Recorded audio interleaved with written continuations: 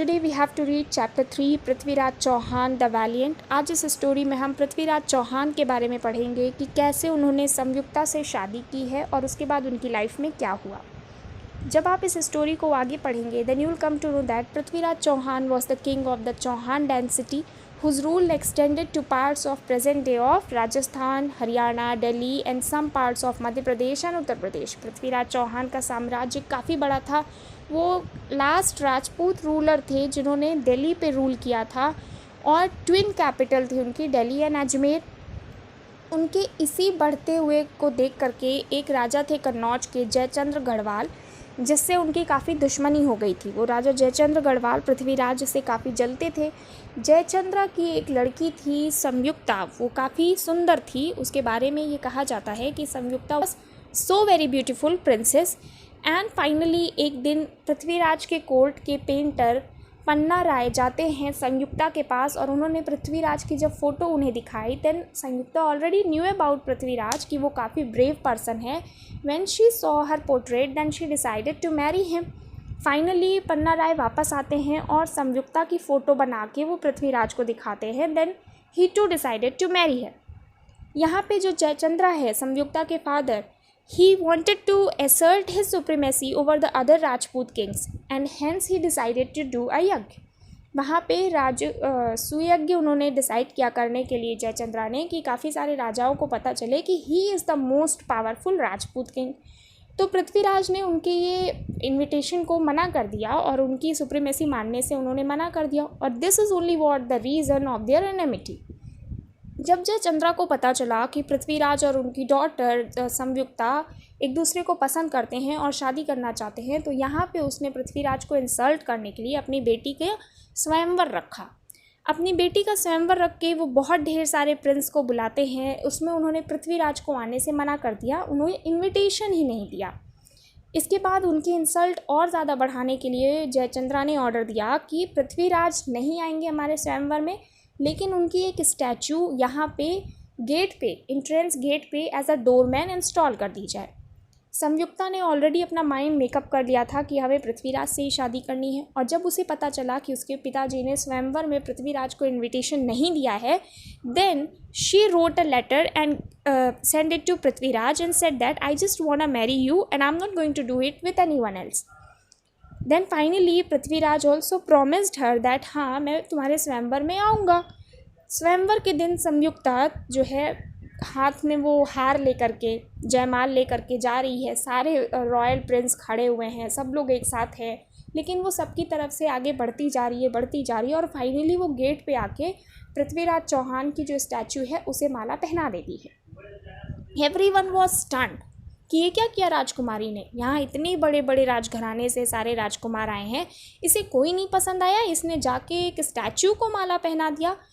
उसके पापा को बहुत इंसल्ट लगा but to all of their surprises they come to know that कि वो स्टैचू नहीं पृथ्वीराज खुद थे। वो खुद एज अ स्टैचू ड्रेसअप करके आए थे। वहाँ पे रियल पृथ्वीराज खड़े हुए थे डोर पे। जैसे ही संयुक्ता ने उन्हें जयमाल पहनाया वो संयुक्ता को लेकर के अपने दिल्ली वापस चले गए और जाते जाते उन्होंने जयचंद्रा को चैलेंज किया कि तुम मुझे रोक के दिखा लो। अब यहाँ पे जयचंद्रा को अपनी बहुत ज़्यादा इंसल्ट लगी और जयचंद्र और पृथ्वीराज में काफ़ी सारे बैटल हुए, बहुत सारी लड़ाइयाँ हुई जिसमें दोनों ही तरफ से बहुत सारा लॉस हुआ। इन दोनों की लड़ाई पे करते हुए आपस में इनको ध्यान ही नहीं रहा कि मोहम्मद नाम का एक रूलर अफ़गानिस्तान के गौर से वो इंडिया में ऑलरेडी आ चुका है और बहुत सारे स्टेट्स को कैप्चर कर चुका है। स्टेट को कैप्चर करते करते मोहम्मद गोरी अब आ गया था पृथ्वीराज के साम्राज्य की सीमा तक। तो सीधी सी बात है कि उसका नेक्स्ट अटैक था पृथ्वीराज पर। पृथ्वीराज के राज्य पे अटैक करने के बाद उन दोनों के बीच 17 बैटल्स हुए, 17 लड़ाइयाँ हुई जिसमें 16 बैटल पृथ्वीराज जीते और फाइनली जो लास्ट लड़ाई थी वो मोहम्मद गोरी ने जीता था।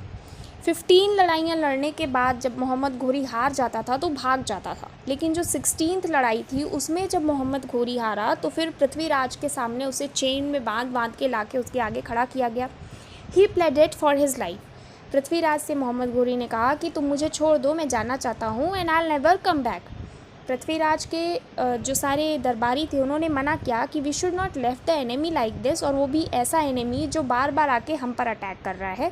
But Prithviraj was a kind man, वो एक अच्छे राजा थे और उन्होंने मोहम्मद गोरी से कहा कि तुम अपने कंट्री वापस अफ़गानिस्तान चले जाओ, एंड उन्होंने मोहम्मद गोरी को जाने दिया। But Mohammad Ghori was very cruel man, वो बहुत ही चालाक था। उसने वापस अटैक किया और इस बार उसने अटैक किया सूरज निकलने से पहले। उस समय बेटा हमारे इंडिया में सूरज निकलने के बाद और शाम को सूरज ढलने से पहले तक लड़ाई की जाती, और यही फ़ायदा उठाया मोहम्मद गोरी ने। उसने बिफोर द डॉन यानी बिफोर द सन ब्रेक उसने लड़ाई की, and he captured Prithviraj. Prithviraj को कैप्चर करके वो अपने देश अफ़गानिस्तान ले गया। वहाँ पे पृथ्वीराज को चेन में बांध के कोर्ट में पेश किया गया। कोर्ट में जब पृथ्वीराज आए तो वो बहुत गुस्से से मोहम्मद गोरी की तरफ देख रहे थे, जिसे देख करके मोहम्मद गोरी को अच्छा नहीं लगा। Then he ordered to lower his eyes, जहाँ पे पृथ्वीराज ने कहा कि राजपूत की आँखें सिर्फ मरने पर ही झुकती हैं।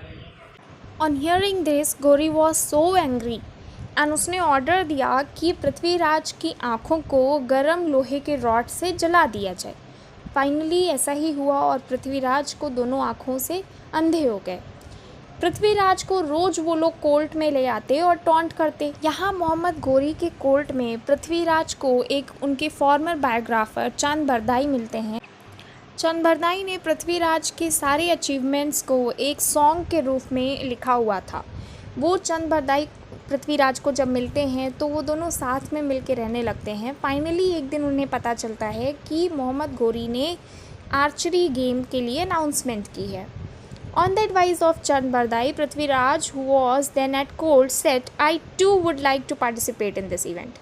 On hearing this suggestion, the courtiers scoffed at him and Gori taunted him, saying, "You, and how do you propose to participate when you cannot even see?"